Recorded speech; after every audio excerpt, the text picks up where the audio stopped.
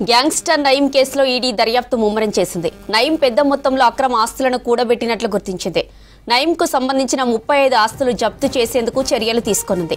35 ఆస్తులను నయీం కుటుంబ సభ్యులు, సన్నిహితుల పేర్ల మీద రిజిస్ట్రేషన్ చేసినట్లు ఈడీ నిర్ధారించింది. పలువురు రాజకీయ నేతలు, వ్యాపారులకు నయీం బినామీలు ఉన్నట్లు తేల్చింది. అక్రమంగా, బలవంతంగా ఆస్తులను నయీం తమ కుటుంబ సభ్యుల పేర్ల మీద రిజిస్టర్ చేసుకున్నట్టు గుర్తించారు. 2022 మార్చిలో నయీం ఆస్తులపై మనీ లాండరింగ్ కేసు నమోదు చేసింది ఈడీ. అప్పటి ఐటీ అధికారులు సిట్ సమాచారంతో నయీం కుటుంబ సభ్యులు, బంధువుల పేర్లను కూడా ఈసీఐఆర్ నమోదు చేసింది. ఇక ఇదే విషయానికి సంబంధించి మరిన్ని డీటెయిల్స్ ధనరాజ్ లైవ్ లో అందిస్తారు. ధనరాజ్, నయీం కేసు ఈడీ విచారణ అప్డేట్స్ ఏంటి? జ్యోతి, ఎన్కౌంటర్లో హతమైనటువంటి గ్యాంగ్స్టర్ నయీం ఆస్తుల పైన కూడా ఎన్ఫోర్స్మెంట్ డైరెక్టరేట్ దర్యాప్తు కొనసాగిస్తూ ఉంది. అయితే 2016లో షాద్నగర్లో హతమైనటువంటి గ్యాంగ్స్టర్ నయీం ఆస్తులకు సంబంధించిన వ్యవహారంలో ఓ వైపున సిట్ అధికార బృందంతో పాటుగాను ఐటీ, అదేవిధంగా ఎన్ఫోర్స్మెంట్ డైరెక్టరేట్ కూడా రంగంలో దిగి దర్యాప్తు కొనసాగించింది. అయితే ఇప్పటివరకు చూసినట్టయితే 2022లోనే మొత్తం అంటే నయీంకి సంబంధించినటువంటి కుటుంబ సభ్యుల పేరిట 10 మంది పేరిట కూడా ఆస్తులను బినామీ పేర్లతోటి కూడా ఆయన రిజిస్ట్రేషన్ చేసినట్టుగా అధికార యంత్రాంగం గుర్తించడం జరిగింది.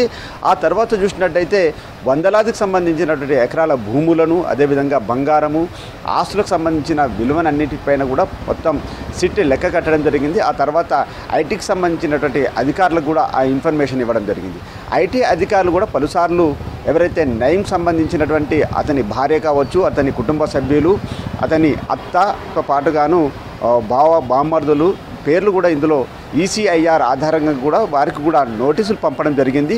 ఆ ఆస్తులకు సంబంధించిన వ్యవహారాలలో వాటికి సంబంధించినటువంటి నోటీసులకు వాళ్ళు రిప్లై ఇవ్వకపోవడంతో మరోసారి ఈ ఆస్తులకు సంబంధించిన వ్యవహారంలో ఎన్ఫోర్స్మెంట్ డైరెక్టరేటు ఇక జప్తుకు డిసైడ్ అయినట్టుగా తెలుస్తూ ఉంది. ఇప్పటికే పలుసార్లు నోటీసులు ఇచ్చినప్పటికీ కూడా వాళ్ళు రిప్లై ఇవ్వకపోవడం, నయీం చూసినట్టయితే చాలా వరకు బినామీ పేరిట కూడా చాలా వరకు అందరి పేరిట అంటే కుటుంబ సభ్యులు 10 మంది పేరిట కూడా వాళ్ళు రిజిస్ట్రేషన్ చేసినట్లుగా ఇప్పటికే సిట్ అధికార బృందం గుర్తించింది. మరోవైపున ఎన్ఫోర్స్మెంట్ డైరెక్టరేట్ కూడా ఆ ఆస్తులను గుర్తించి ఇక వాటిని జప్తు చేసుకునేందుకు చర్యలకు దిగింది. ఈ క్రమంలోనే చూసినట్టయితే మొత్తం అంటే తెలంగాణతో పాటుగాను ఆంధ్రప్రదేశ్, ఛత్తీస్గఢ్తో పాటుగాను హైదరాబాద్ ప్రాంతంలోను, అదేవిధంగా హైదరాబాద్ శివారు ప్రాంతంలో ఉన్నటువంటి 35 చోట్ల ఉన్నటువంటి ఆస్తులను జప్తు చేసేందుకు ఎన్ఫోర్స్మెంట్ డైరెక్టరేట్ రంగంలోకి దిగడం జరిగింది. ఇందులో చూసినట్టయితే ముఖ్యంగా షాదీనా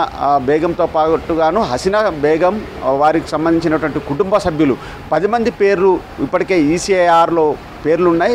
వారందరినీ కూడా పిలిచి విచారించని ఉన్నది. ఈ క్రమంలో వారి నుంచి ఎలాంటి రిప్లై రాకపోవడంతో కూడా వారి పేరు మీద ఉన్నటువంటి వందలాది కోట్లాది రూపాయలకు సంబంధించిన ఆస్తులన్నిటిని కూడా జప్తు చేయనున్నది. గతంలో చూసినట్టయితే కూడా ఈ కేసు వ్యవహారంలో అంటే నయీం కేసు దర్యాప్తు చేస్తున్నటువంటి క్రమంలో నయీం దగ్గర ఉన్నటువంటి డైరీలలో చాలా వరకు రాజకీయాలకు సంబంధించినటువంటి వారి పేర్లు కావచ్చు, బడా వ్యాపారులకు సంబంధించినటువంటి పేర్లు చాలా వరకు బయటికి రావడం జరిగింది. ఇందులో చూసినట్టయితే బినామీ యాక్ట్ కింద కూడా పోలీసుల దర్యాప్తు కూడా కొనసాగించి ఆ తర్వాత వాటి ఆస్తులన్నిటిని కూడా ఎన్ఫోర్స్మెంట్ డైరెక్టరేట్ దర్యాప్తు చేసి ఆస్తులను జప్తు చేయనున్నది.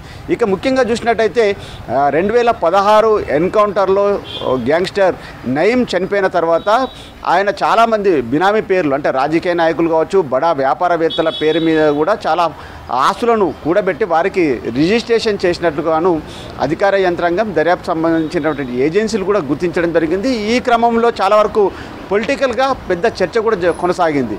చాలామంది రాజకీయ నాయకులతోటి ఆయన అంటకాగడము, వారితోటి సన్నిహిత సంబంధాలు ఏర్పడినటువంటి విషయాలపైన ఆయన దగ్గర ఉన్నటువంటి ఏదైతే డైరీ ఉందో ఆ డైరీలో ఎవరెవరి పేరు మీద బినామీకి సంబంధించిన ఆస్తులను కూడబెట్టారు, వాటికి ఏ రకమైనటువంటి కోడ్ భాషలను పెట్టారు అనే విషయాలను పైన సిట్ అధికార బృందం గుర్తించడం జరిగింది. 35 చోట్ల మొత్తం ఆస్తులన్నిటిని కూడా కూడగొట్టడం, అదేవిధంగా కిలోల కొద్ది బంగారంతో పాటుగాను మొత్తం భూములకు సంబంధించినటువంటి డాక్యుమెంట్ ఎక్కడెక్కడ ఉన్నాయనే విషయాలపైన ప్రధానంగా ఈ డైరీ ఆధారంగానే సిట్ మొత్తం ఆ ఆస్తులను 35 చోట్ల గుర్తించింది. ఈ సిట్ ఏదైతే దర్యాప్తు చేసినటువంటి ఈసీఐ ఆధారంగా కూడా ఎన్ఫోర్స్మెంట్ డైరెక్టరేట్ ఎంటర్ అయింది. ఆ తర్వాత ఐటీకి సంబంధించినటువంటి అధికారులు కూడా నయీంకి సంబంధించినటువంటి ఏదైతే సాజిదా బేగము, హసీనా బేగంతో పాటు అత్త సంబంధించి అదేవిధంగా మేనల్లుళ్ళు ఉన్నారో వాళ్ళ కుటుంబ సభ్యులు 10 మంది పేరు మీద కూడా బినామీ ఆస్తులను కూడగొట్టారనే విషయంపైన వారికి కూడా నోటీసులు పంపినప్పటికీ కూడా వాటికి రిప్లై రాకపోవడంతో ఎన్ఫోర్స్మెంట్ డైరెక్టరేట్ ఆ 35 చోట్ల ఉన్నటువంటి ఆస్తులను జప్తు చేసేందుకు గాను ఇక ఎన్ఫోర్స్మెంట్ డైరెక్టరేట్ రంగంలోకి దిగింది. Jyothi. Right Dhanraj, thank you.